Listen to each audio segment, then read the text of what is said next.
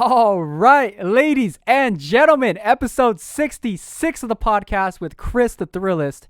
And we had met about 8 years ago, and we talked about this a little bit in the podcast, but the growth that has happened from that moment to now has been great, and it was great talking with Chris about that. And also, it was great talking about his music journey so far, how he connected with 7 Records, everyone over there, and Lucky Summer Festival, which is happening this weekend. So hopefully you guys enjoy it. But before you do, like the video and comment down below because it helps out with the channel. And I'll see you on the next one. Peace. Yeah. It's been pretty quiet right now because Blue's working on a project next door. Okay. Myself working on a project. So it's really just trying to. That's good. It is good. Let me try it. That's pretty good. Not sponsored. I was about to say, but I was like, I know y'all ain't sponsored, so. For sure. Yeah, it's solid. Yeah, that's pretty smooth. It reminds me of, I don't know if you drank that orange Arizona. I forgot what it's called. But The energy one? Yeah. It reminds me of that, dude. For sure. I literally think I drank it the first time like this past week actually, because Really? my boy Philly, shout out Philly. Philly. He been getting that. He gets that, and then my boy Bam, they get that. So one time I'm like, you want to try it? I'm like, of course. It's pretty smooth, and it does. It tastes just like that. It does, huh? Yeah. It's at wild. one point, I was drinking the green tea one, just like those are every single day. For sure, those are smooth too. Yeah. Yeah, I'm a fan of those too. Those are smooth too. But yeah, I think you know how it is, where you're just trying to lock in. Like you recently dropped a project, so. Yeah. You know, just trying to lock in and just For sure. really trying to get out what you're trying to get out, you know? For sure. And I was going to say, I definitely feel you on that, because that's literally, I would say I just came out of that. I'm still kind of on create mode, but not like how I was, like literally probably since the beginning of the year till when I dropped in July. So I was in that same mode of just kind of locked in. How long was it? How long was that, like, locked in, like, album mode? Yeah, I'd say probably those 6 months. I think literally since probably about January, like beginning of this year till we dropped, I was really in that kind of cook mode. I know I had a lot of conversations with our producer Matthew Aaron. You know, he was kind of really setting the tone about like just like kind of having a what's it called, like a benchmark of trying to make X amount of songs each week type thing. Okay. Just kind of letting it free flow like that. So I really tried to stick to that. I'm like, I've done like college and all that, so I'm really the schedules. Scheduling. That's a huge thing, and also having deadlines as well, bro. For sure. Did you have a deadline for this project? For sure. Yeah. Earlier in the year, Jay Uno, who runs 7 Records, shout out to Uno. You know, he kind of put up all the dates for everybody dropping. So as soon as I saw my date, I already knew. Like I was like, I need to have this many songs done by this time. And even then, it was like, okay, well, you know, we need these type of songs. So then I'm like, all right, bet I'm gonna do this. I'm gonna do these songs, this many songs this week. It was very scheduled. Exactly that. It'd be like, I need it by this time. I need this by the end of this week. I need this by the end of this month. And I did it like that. You know what I'm saying? And I'm not gonna lie, it wasn't always, you know, it's not always that. Some weeks it would be like, I didn't do any this week, or I'd be like, I did like some of them. But, you know, a lot of time it was really like, you know, I'd knock it out. I'd just knock out whatever it was and get it done. Was there any point where you were making something and it just felt forced? Was it like, yes, absolutely. For sure. There's, I think that usually, yes, I think it always came about the time where I felt like whenever I've found myself saying too many times, I need to make something, like I need to make this type of track, or I need to make this type of like this way or whatever sort of feeling or for sure vibe of the song. For sure. Anytime, most of the time that I did that, I would find myself kind of sitting there for a while. I'd be like, I'm getting stuck. I can feel it. I'm getting stuck right now. So it was that was, for me, that was kind of the telltale, like, yeah, I'm kind of hitting the wall right now. I'm forcing it right now. Yeah. Damn. And so the in-house producer, Mm-hmm. so everything was produced by what Matthew Aaron. Matthew Aaron. For this one, actually, it was a little bit of a mix. There was like maybe a beat or two that I got from YouTube, but then also a lot of the production was either Matthew Aaron himself or Matthew Aaron and myself. Oh, okay. Actually, I think there was like one or two I did myself as well. So Awesome. it was he overall always like kind of makes sure that the sound comes together. He's just a beast at it. So yeah. I always trust kind of what direction he's trying to go with it. But like he definitely had his hands on a majority of the production. But I got to get my hands dirty in this as far as the production on this side this time. So I was really excited about that. That's what I wanted to ask is like how like would you come to him and be like, yo, I want to make this kind of song. I want to like I have this idea. Let's get it out. Or was it he'll show some stuff and you'll be like, yo, this is dope. So I'll say it was different. It was kind of different processes for Club Love Story, which was my last project that I dropped in November, and then The Chronicles of Leatherwood, which I dropped in July. For this one, I actually was a lot more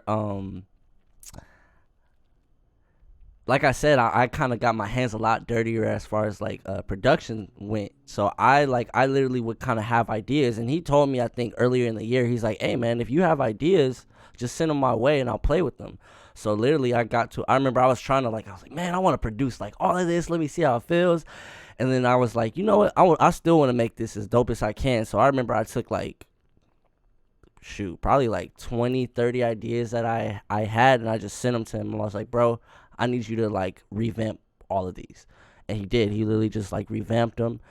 And then once he did that, I think I knocked out probably songs to the majority of those. And then it got to the point, I remember it got to a point where it was like, okay, well, we need like a few more like performance songs or whatever. Mm-hmm. So then I told him same thing. I went back to him. I was like, hey man, I need you to make like some like hype performance vibes. And he hit that I'm telling you, he's a beast. Matthew Aaron is a beast when it comes to production. So I mean, honestly, he's a beast as an artist in general. Like I've been working with him for a long time, and he's always been dope, and he only gets doper. So I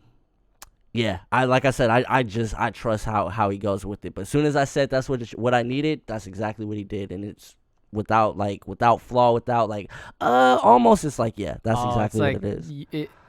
It feels good. Like when you put out a project, you want everything. It has to feel right. For sure. Yeah, and that's what you're trying to say is that everything felt right. For sure, organic. Organic, yeah. Very organic, and I think production creating wise, I think anytime that I've created something that feels right, every time I've made something that's well received by everybody that listens, it always came out of that place of organic creating.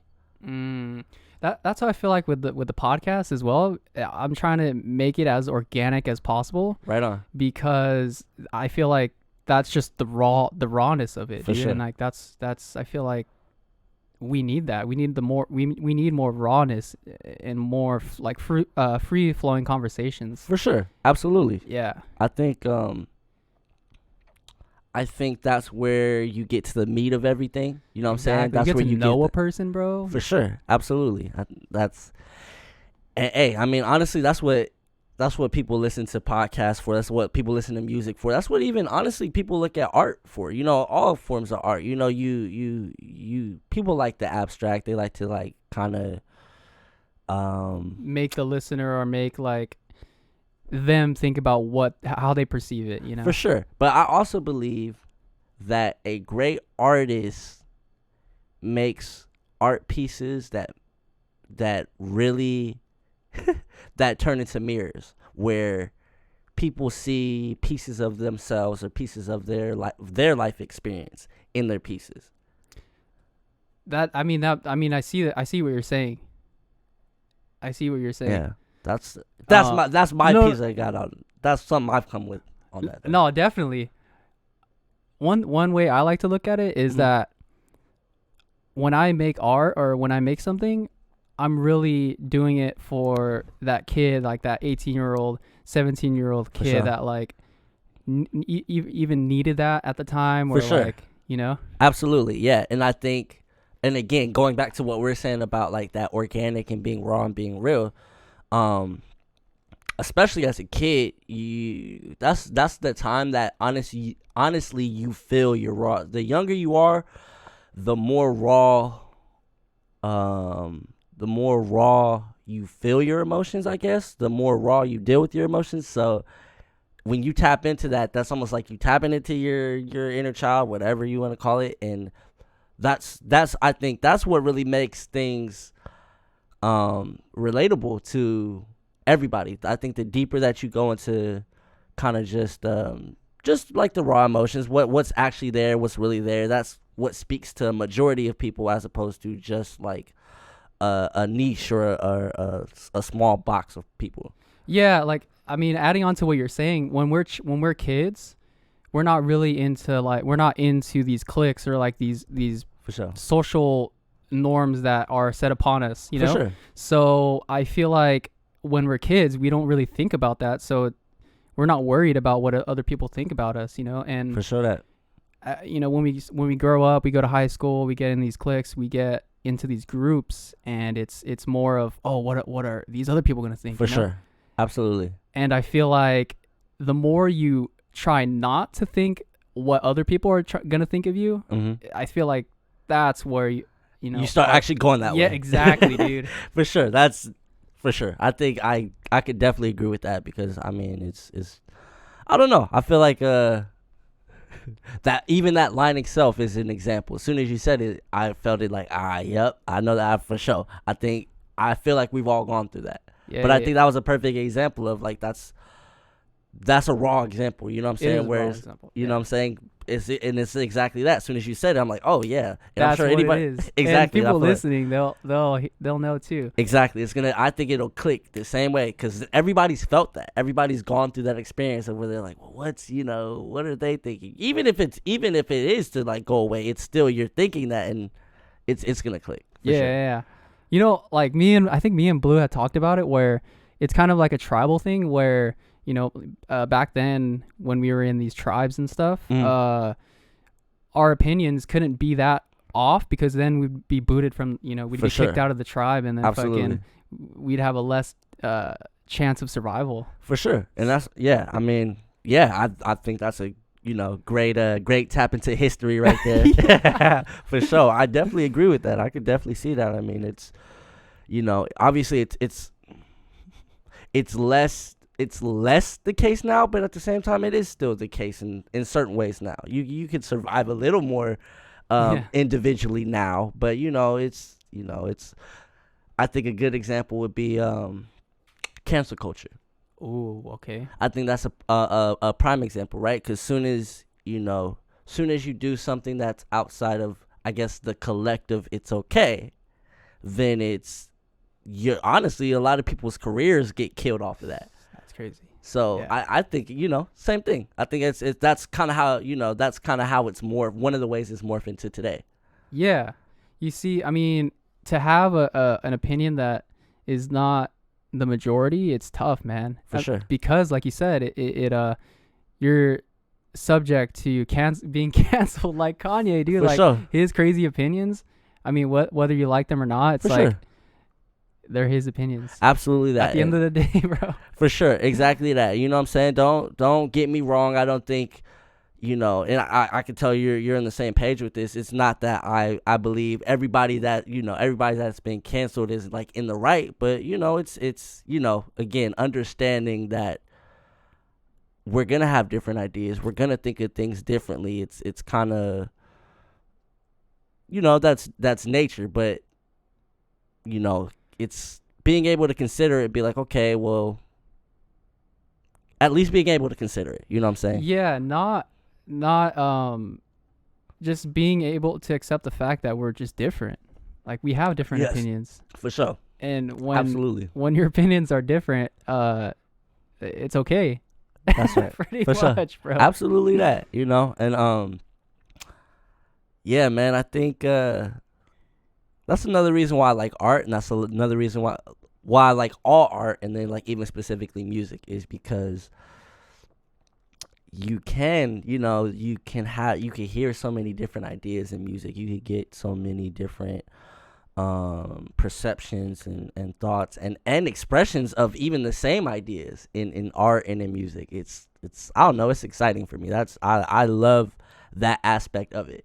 That you get to get different perspectives. You get to get different ideas. It's adding on to what we were just talking about. An artist can have express different emotions or feelings, and For sure. Yeah. Yeah. Hey, did you go to school? You went to college, right? I did. I went to Arizona State, and then I went to Pepperdine. Okay. Yeah. And what was your thinking about, like, why did you want to go to college? I mean, honestly speaking, you didn't want to? You know what? I did when I was starting, and then I actually didn't, but which is funny because I ended up I went to grad school and stuff, but that ended up coming out of, I guess, career. I guess that was a long story short to say, really career wise, it was really more career stability and really kind of almost to get my family off my back, I guess you would say. Not specifically that, but sure, you know what I'm saying? Okay. I know, I think if I remember correctly, I was out of my cousins, I was probably one of the first to actually finish college. And then I remember when I graduated, I think I had the highest degree out of my cousins. Not anymore, but I remember that. So it was kind of just being able to be okay, I did my due diligence as far as here, let me make y'all proud, type of thing. Oh, okay. And then now I've been on music, going crazy. What was it? What did you major in? So I majored in sociology, and then I had minors in psychology and small business, and then I got a master's degree in clinical psychology. Yeah. And if I remember correctly, I think me and Ty were talking about you. Is that what you do for work? Is that okay? So you're a psychologist, right? So what I what was the title? So not anymore. Up until probably about maybe a year or so ago. Yeah, that was what I was doing. I worked with kids on the autism spectrum, and kids with special needs. And it was I don't know why I'm forgetting the title. Dang, it feels at this point it almost feels like a whole other life. But it was literally this time last year I was still doing it. But interesting. It's but it feels like a whole nother life at this point. But really it was working with kids, behavioral therapists. That's what it was. Behavioral therapy. So I did that probably the past 6 years, and then before that I was working with kids in the foster system.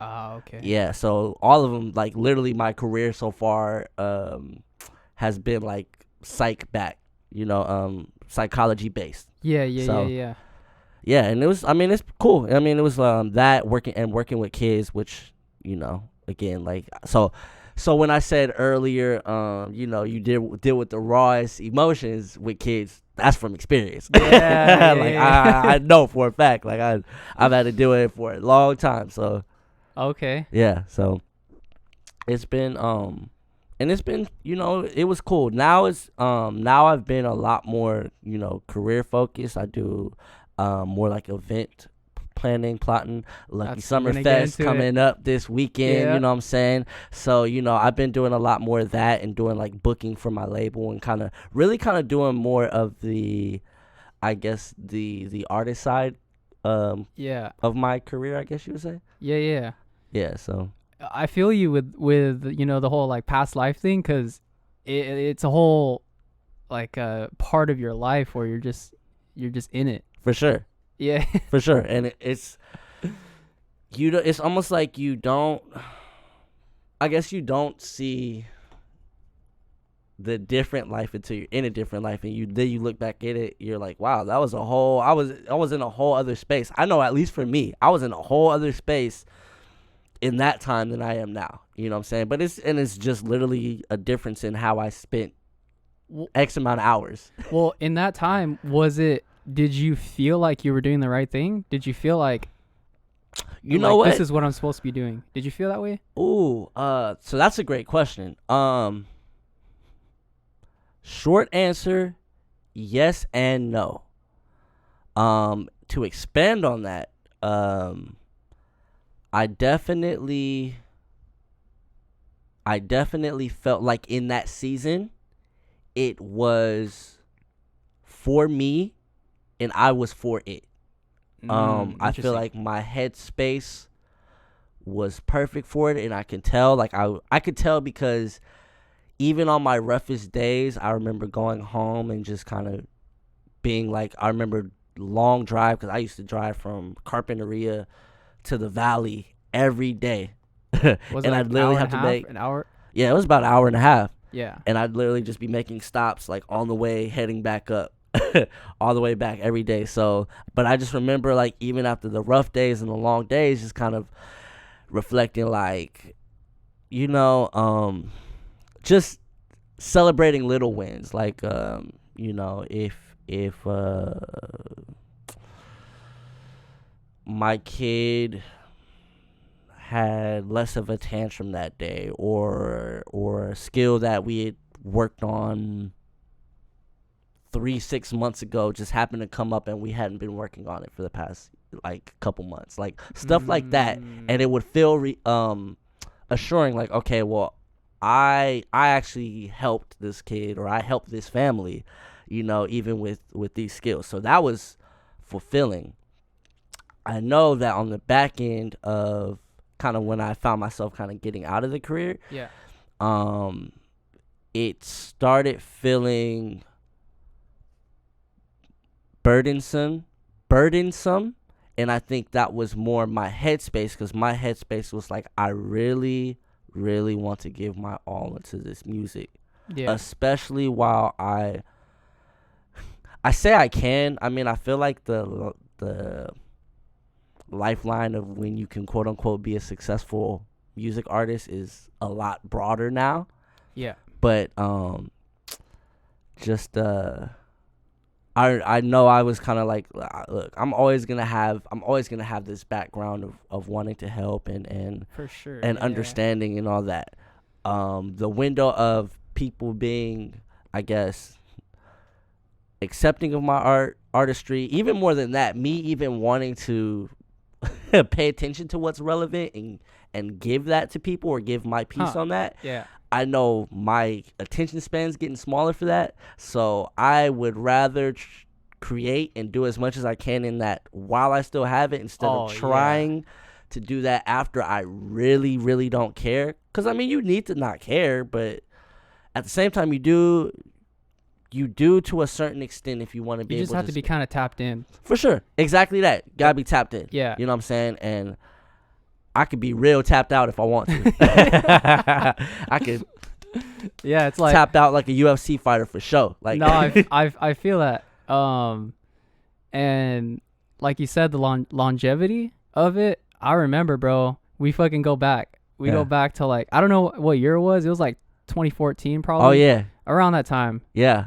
And that was when the music I wasn't making music, but seeing you for sure. And then seeing the homie, I know the homie, that's how I started rapping. For sure. Was with David. Yeah. So shout out D. Yeah.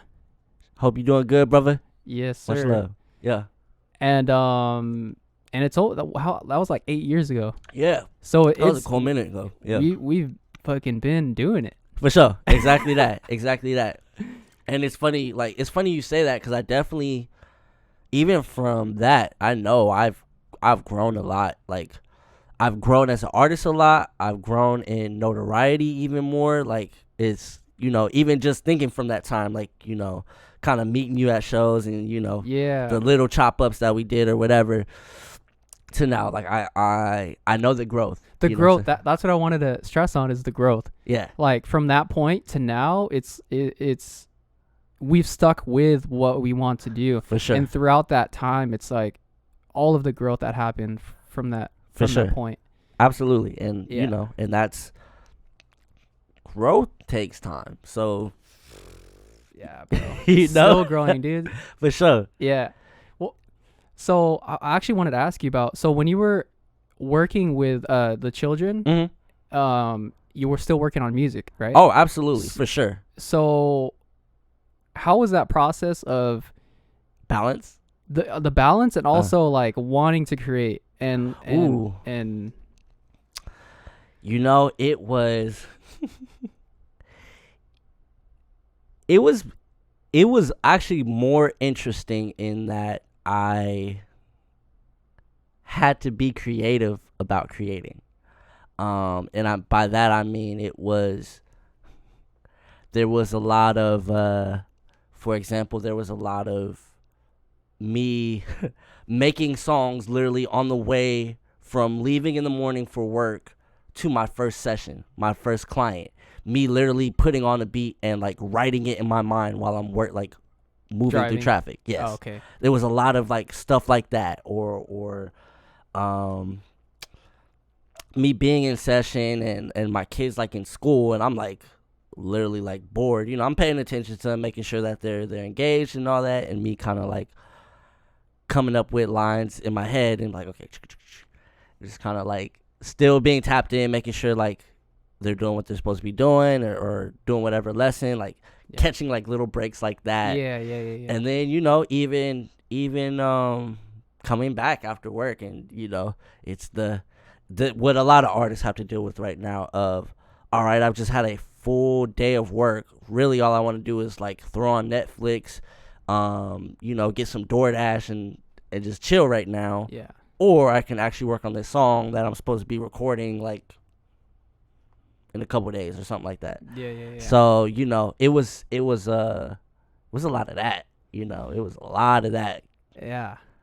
That seems like a journey in itself, sure. dude. Like fuck that. For sure that. Yeah. And I mean, like, honestly, I think I was blessed with the challenge of having to do that for a long time, because I had to do that. I really had to do that when it was like working full time, school full time, back when I had a girlfriend, like dealing with that, and then like even like trying to coordinate events and stuff, like literally doing all those and then still trying to create music in between that. So that's a lot, dude, to balance. For sure. But you know what? It birthed me being able to be creative about how I create, because I was okay, well, I need to make music. Like, where are you gonna make music? You just gonna say, well, I'm too busy to make music, or you really want this? Like, what are you gonna do? Yeah. You know, so it really birthed that. Yeah. And that transition from you working with kids and you working on your music, like going hard on that. For sure. How's that? Because I was looking on Apple Music, and the earliest project was 2018. So right? yeah, that was the first one. That was the first one I put on all platforms. I still got like a couple projects on my SoundCloud, which actually I'm probably after I leave here, I'm probably gonna listen to those because I haven't listened to those in a minute. But I think those even date back. They probably date back to like 2011. Damn. Yeah, they date back a little bit, but you know, you like, if you go listen to them because they're fun. That was, I think, when I went by like R4T and Rhymes for Thrills. You'll hear the difference in quality. I definitely remember I really liked a lot of like the lines I had in there, but like you'll definitely hear the difference in quality. If you go back and listen to those and listen to my last two projects, you'll hear, which is why like leaving it up is you're gonna hear the growth. And I love that. I feel like that's necessary. The same way that you say that you make, you know, songs for the kids that really need to hear it. I leave my songs up of what I made before to now for the simple fact of I want people to know what the process looks like. I know, especially in this time with social media, we love capping and looking like it all just happens just like that. Instantly. For sure. Yeah, and there. Sorry.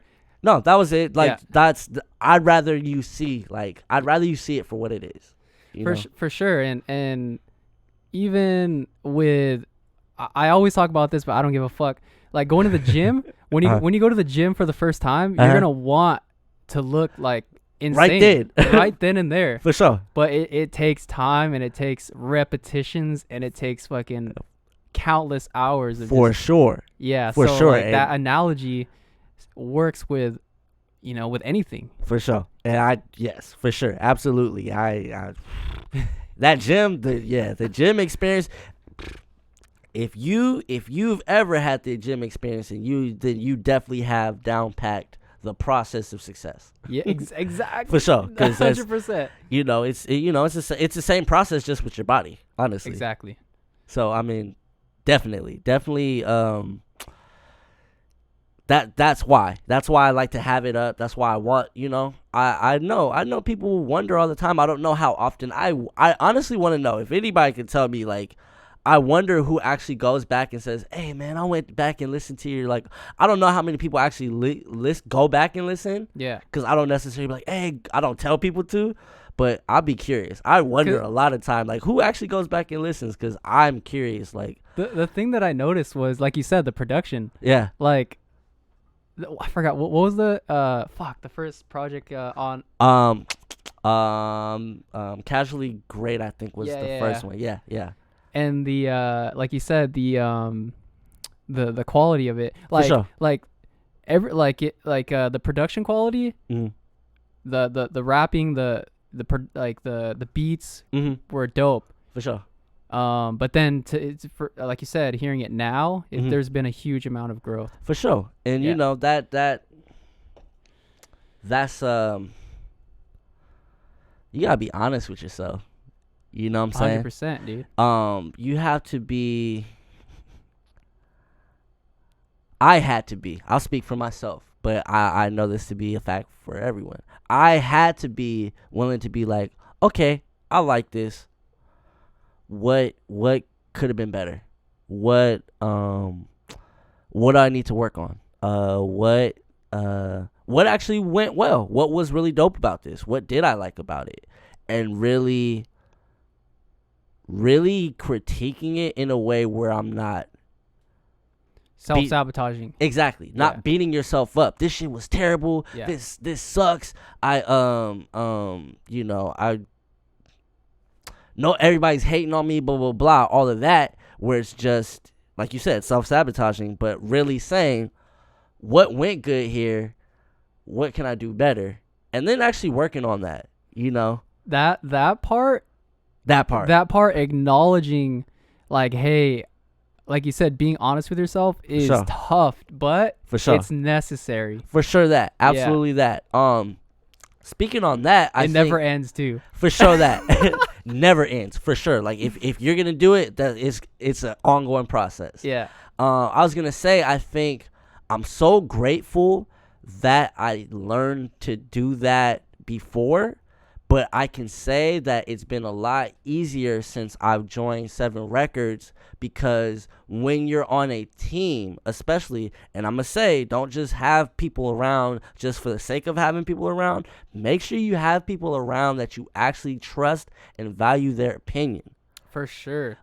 Because having the team around makes it so much easier for me to have that critique, because they're gonna, they're not gonna like everything I like, and they'll be like, yeah, I mean, that one's cool, or that's all right.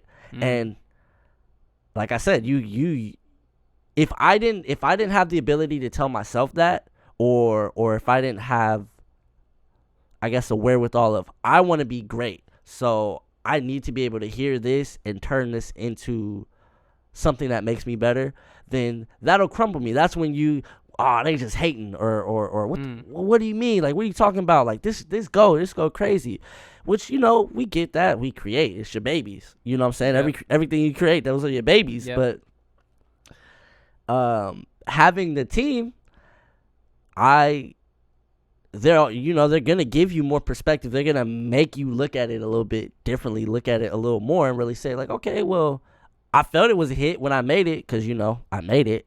Yeah. But when I look around the room, is that the response I'm getting? When does it have the same effect that that like, it's that having on me? Yeah. Right. Or am I biased because I made it? You know what I'm saying? So yeah. that is, again, a shout out to my team, 7 Records. Thank you again. And yeah, just having a team, man. Having a team really makes that a lot easier. Yeah, and also, also people that are gonna be like truly honest with you, and not just be pretty much yes men. For sure. Like seeing something and pointing it out. Yeah. To help better you. For sure. And sometimes it could be in like a fucking, for example, like Kobe Bryant. The GOAT. The fucking GOAT, R.I.P. For sure. Most players would consider him a dick, but his main objective was to fucking win. For sure. Absolutely. He gon' fucking Mamba mentality. Mamba mentality, for sure. He's ready to attack, and he ready to attack to get to where he's getting to, for sure. And if you're on his team, you gotta be prepared to do the same. Exactly. You know what I'm saying? Or get out the way. Yeah, exactly. You know what I'm saying? And it shows in his legacy. You know what I'm saying? The fact that there is a Mamba mentality, like, that's a testament to how effective he was with doing that. Yeah. Like, simple as that. And I mean, even I think even through his career, a lot of people hated on him, like you said. They were but nobody could argue with the legacy that he left. Yeah, bro. Crazy. It's crazy, man. So, and I wanted to get into how you connected with 7 Records. Great question. Yeah. Most of them are brothers anyway. Most of them are people either I grew up and started music with, or they were connected with. Like, I know, like, some of them like had played like football with my brother, or it's really people that have kind of been have kind of already been around, but like as they were kind of starting up, I've never been the type to be like, hey, bro, put me on. Hey, like, what's good? Like, hey, come see me. I've always been let me show you the value of what I do. And if you recognize it and you decide that you want me on, I'm with it. Yeah. That's so it's been that. It's funny, Uno always says he says this a lot, especially to a lot of artists that I know that have been wanting to be on 7 or wanting to be around, and they're like, oh, like, they'll kind of like, I guess I'll talk about like me being on or whoever else has come on recently, and they're like, oh, well, you brought them on and this, that, and the third. And for me, I love, he'll always say, like, y'all don't realize I was looking at Thrillist for the past couple years, but I literally brought him on last year. So, and that I laugh at that because I know it to be a fact. I remember us having conversations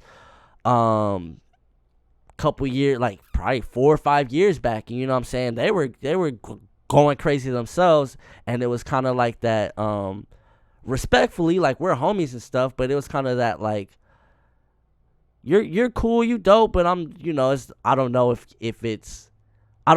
you're at a place where you're a fit here right now. I see, yeah. And again, that came that critiquing thing. And that's where it's like, you can be like, I could be like, man, what do you mean? I'm dope, I'm nice, man. Y'all just haters, blah, blah, blah. You have that mindset, and you just decide to be stuck in however you move. Yeah. Or you could be like, okay, for sure. Well, so you feel like you have that value, you feel like you deserve to be on, all right, prove it. Exactly. prove it. Let's see it. Yeah. And here I am. You know what I'm saying? So, and I guess I like to kind of move even off that. That's like my little increment of Mamba mentality of like, all right, bet. Well, I'll show you. Yeah. You know what I'm saying? And never spitefully, never like. Oh no, yeah. I mean, I can't say never spitefully. There's been times. I want to be real. You know what I'm saying? We talking be raw, be real. Yeah. There's been times, you know what I'm saying? I'm human, but in general, I like to be on like, all right, cool. Like I'm not gonna sit here. I'm not gonna argue about it. I will be of value, and Sure, either you're gonna recognize it or you're not, and as simple as that. Yeah, and I think it's just letting the work speak. For sure. Yeah. For sure. Like that you can say all you want, but at the end of the day, like the results and like the work that comes out of it is really. For sure. Absolutely. It's cool. I think I can always tell when people I can always tell when people when people have actually listened to my music or not, because how they treat me, or how they respond, I guess, of like kind of things I do musically, I can always kind of tell like if you're tapped in or not. You know, because I know there's people that watch and kind of see, they just like, I see that you're doing music, and they just kind of like, it's that. And even how they respond to stuff is very like, oh, I see you do music, versus people that listen, I can hear like, you see the reactions, you see exactly like, ooh, that really hit deep. Yeah. Or you know, that was cool. That was a little bit more this style, and I really like this style, and you know, stuff like that tells you exactly who's actually listening. You know, and that's, for me, that's kind of cool. It is cool, dude. Like the recent project that I dropped, there was a person that was like, yo, it was really dope that you had the skits with like Joe Rogan and shit. Yeah. So like just someone noticing, you know, the work, or like For the sure. small little details that you put in. For sure. Yeah. Because I mean, like, it's cool, dude. It's for cool. sure. I mean, because at the end of the day, we don't make the songs to sit there. We don't make songs for you to look at the fact that we dropped the song. We make them so you listen to them. Yeah. You know what I'm saying? So, you know, anytime somebody does that, it's like, it's kind of full circle. You know, people are listening to it. For sure. So I mean, that's why I like it. Yeah, and also I wanted to ask you, the latest project. What was it? Chronicles. The Chronicles of Leatherwood. Leatherwood. Who did the narration? You know, it's funny. Who's narrating that? That's literally been I've probably gotten that question a solid 25-30 times since I've dropped it. That was dope, dude. For sure. So the team had like, they were the ones that kind of coordinated that, but it was like, I think it was like some like you know how they have like the TikTok voices or whatever. Really? Yeah, it was like one of the generators or whatever. But like, it was a little, you know, it was like they did their homework. They really like, all right, well, what sounds like, what's a voice that's gonna sound like the narration of a book, and that one was perfect. Damn. It was perfect, you know, and it was good. That's funny. Good TikTok generator, modulator, whatever. But it was pretty dope. Just is that your full name? No. No, Leather. That's the exactly. funny thing. Even that's been coming up a lot. People are like, oh, Christopher Leatherwood. I'm like, so that is an alter ego's name. Like one of my alter egos is Leatherwood. Shout out to my boy Phyllis Driller, who is actually dropping on August 12th. He has a project about to come out.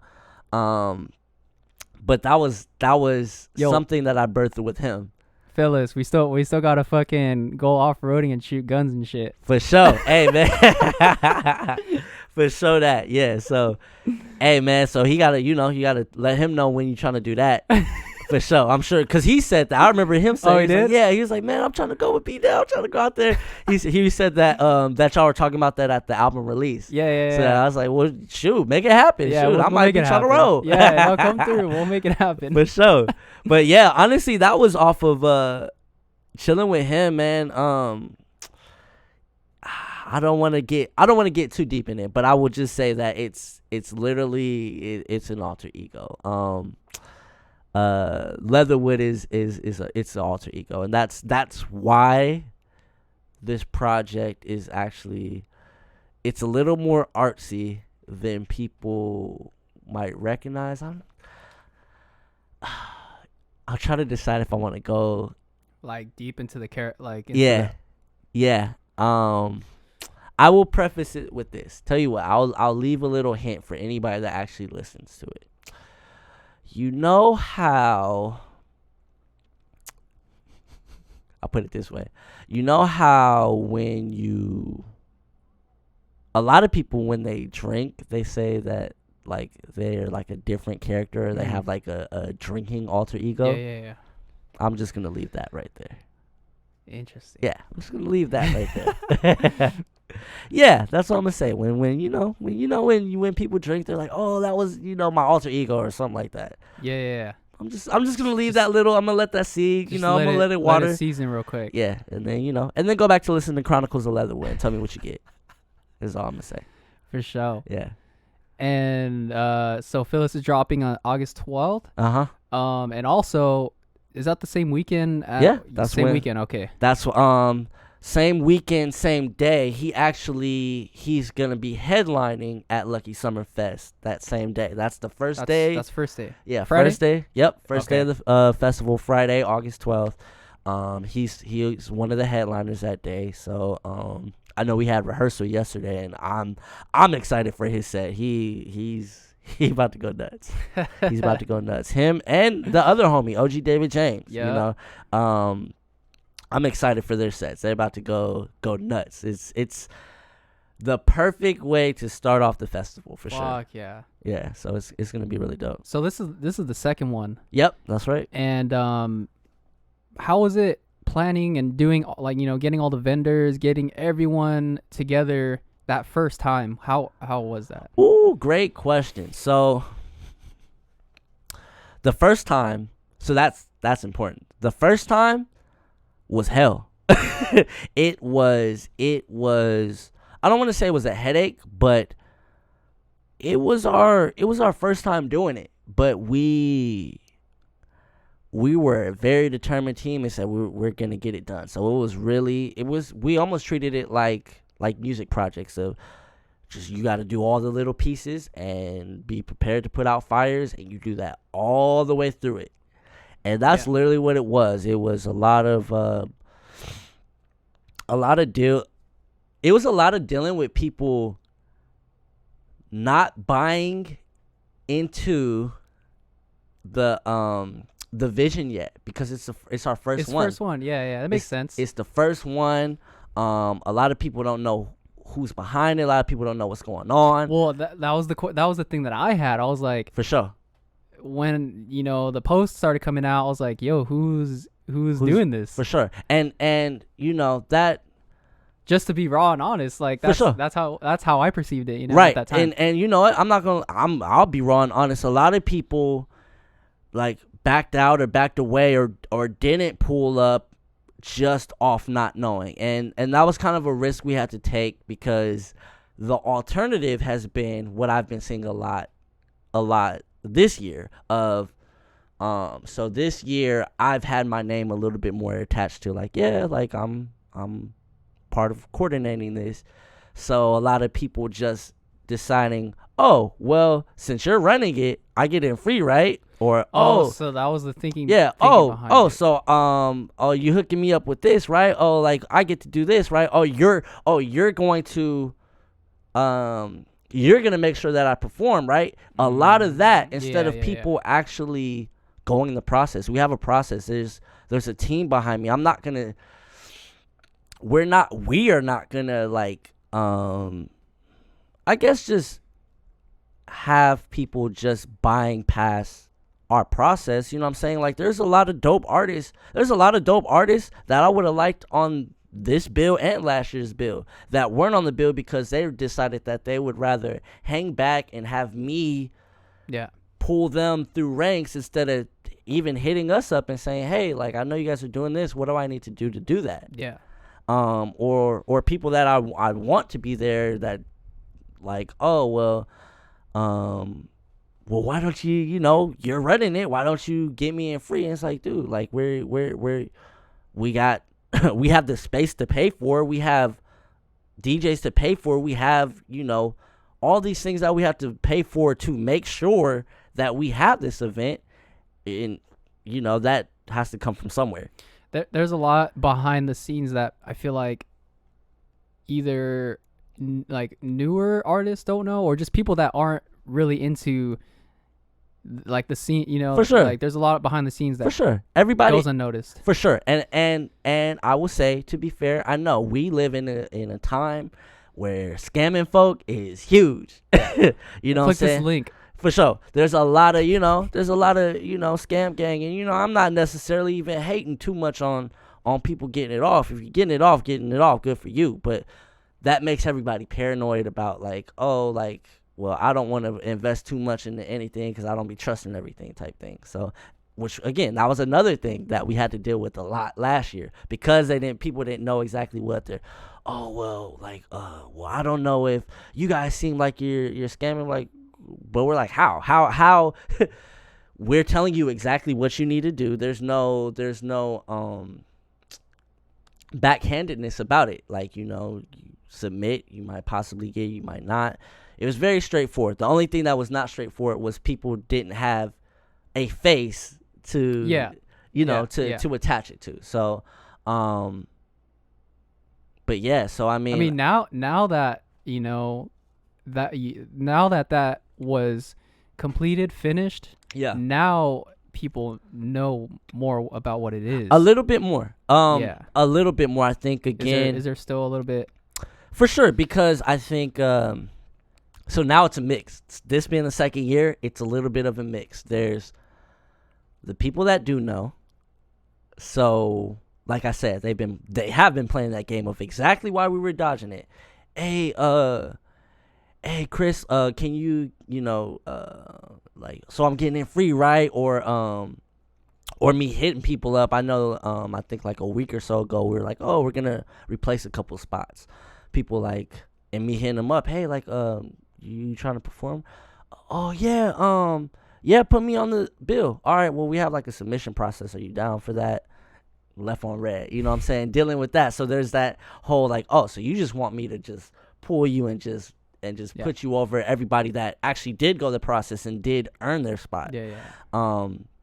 Which, again, these are dope artists, but respectfully, like, show some respect to the process, you know what I'm saying? But there's been that where there's dealing with people, I guess, wanting to get special treatment, and then the flip of now newer people, not even people that necessarily don't know me or still don't know like the faces that are behind it, and still kind of having like the, oh well, I don't know, or kind of the same thing. So it's a mix now. This year it's a mix.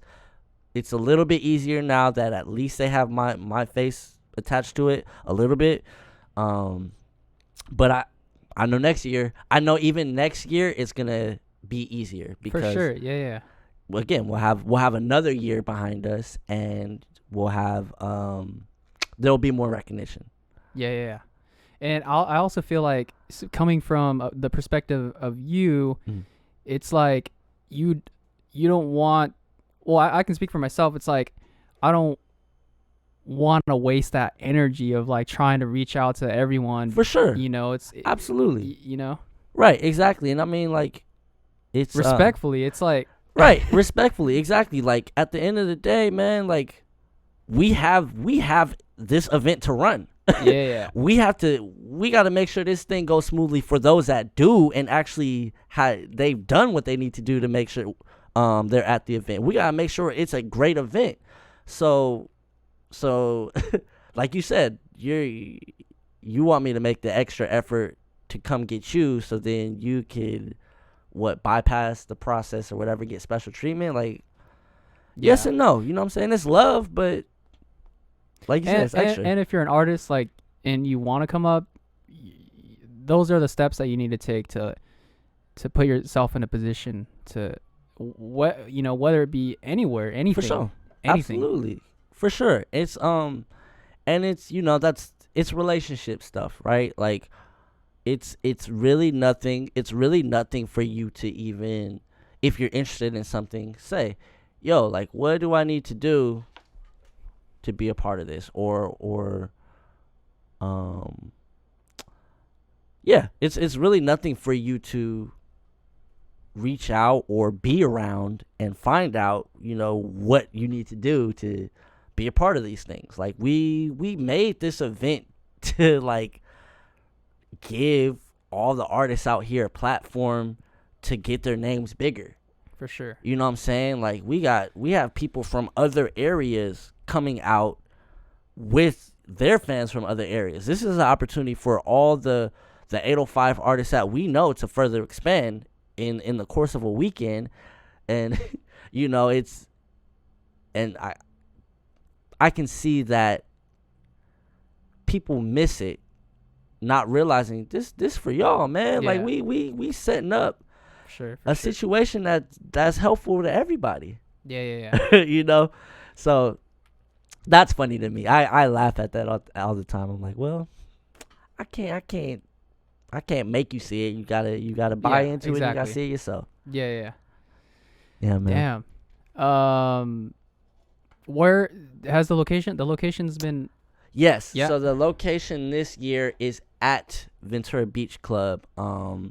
Shout out to Ventura Beach Club. We appreciate y'all for working with us and making sure this weekend's gonna be dope. But yeah, so that's where it's gonna be this year. Yeah, and I'm excited about it. I know I've made some pretty cool memories over there, especially even over the past year. So to even have this memory, I told somebody yesterday, I was like, I already know Lucky Summer Festival is, for the rest of my life, going to be something I look forward to every year. So hell yeah. Being able to have the second one there, I'm excited for that. Damn. Yeah. Well, with that, I'm going to end it here. So For sure. fucking, where can people follow you, find you, and where can people just tap in? You can find me on Instagram. I think Twitter as well. Chris the Thrillist, CHRIS, the THE, Thrillist, THRILLEST.